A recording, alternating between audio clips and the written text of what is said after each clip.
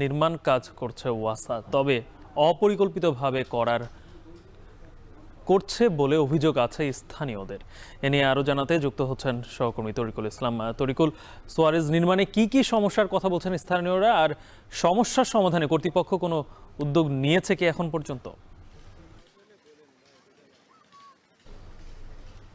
গালিব, খুলনার আমি রয়েছি নিরালা আবাসিক এলাকায়। এটি মূলত খুলনা উন্নয়ন কর্তৃপক্ষের এই আবাসিক নিয়ন্ত্রিত আবাসিক এলাকা, একটি পরিকল্পিত আবাসিক এলাকা। শহরে যেগুলো গড়ে উঠেছে তার প্রথম আবাসিক এলাকা এটি। মূলত এই আবাসিক এলাকার ভিতর থেকে একটি অ্যাপ্রোচ সড়ক একটি সংযুক্ত হচ্ছে খান জাহান আলী যে সেতু রয়েছে সেই সেতুর বাইপাস সড়কের সঙ্গে, যেটি নির্মাণে ব্যয় হচ্ছে ৮০ কোটি টাকা। এই ৮০ কোটি টাকা ব্যয়ে যে পরিকল্পনা নিয়ে যে সড়কটি নির্মাণ করা হচ্ছে, এটি আসলে এই এলাকার মানুষ তারা বলছেন যে এটি একটি অপরিকল্পিত একটি সিদ্ধান্ত। অর্থাৎ মাস্টার প্ল্যানে এখানে অন্তর্ভুক্ত করা হয়েছে এই অ্যাপ্রোচ রোডটি এখান থেকে সংযোগ হবে খানজাহান আলী সেতুর সঙ্গে। সেই সাথে এর সাথে যে লিঙ্ক রোডগুলো রয়েছে এখানে ২০টা লিঙ্ক রোড হবে। তো এই সড়কটির পরিকল্পনা অনুযায়ী এখানে ৩ থেকে কোথাও ৪ ফুট পর্যন্ত উঁচু করা সিদ্ধান্ত নেওয়া হয়েছে।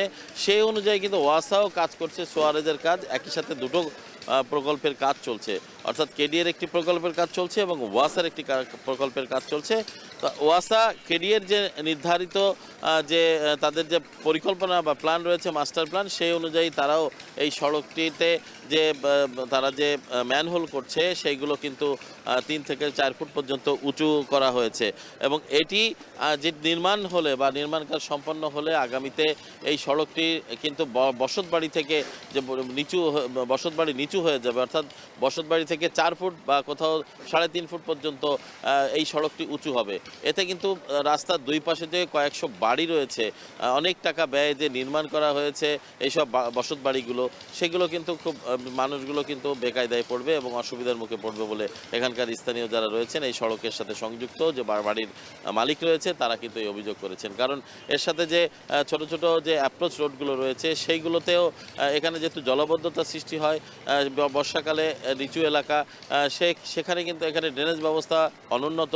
আর এই কারণেই কিন্তু সেই সড়কগুলোতেও কিন্তু জলাবদ্ধতার সৃষ্টি হবে এবং আশপাশ এলাকায় মানুষের দুর্ভোগ চরমে পৌঁছাবে বলে এলাকার মানুষ ধারণা করছে এবং তারা শঙ্কা করছে। তবে কেডিএ, সিটি কর্পোরেশন এবং যে ওয়াসার এই ৩ প্রতিষ্ঠানের সমন্বয়হীনতার কারণে এটি হচ্ছে বলে এখানকার অভিজ্ঞজনরা তারা অভিমত দিয়েছেন। সব মিলে এই ছিল আমার কাছে গালিব খুলনার নিরালা আবাসিক এলাকা থেকে অপরিকল্পিতভাবে কেডিএ যে সড়ক নির্মাণ করছে এবং ওয়াসা যে কাজ করছে তার সর্বশেষ খবর। খুলনা থেকে যুক্ত ছিলেন সহকর্মী তরিকুল ইসলাম।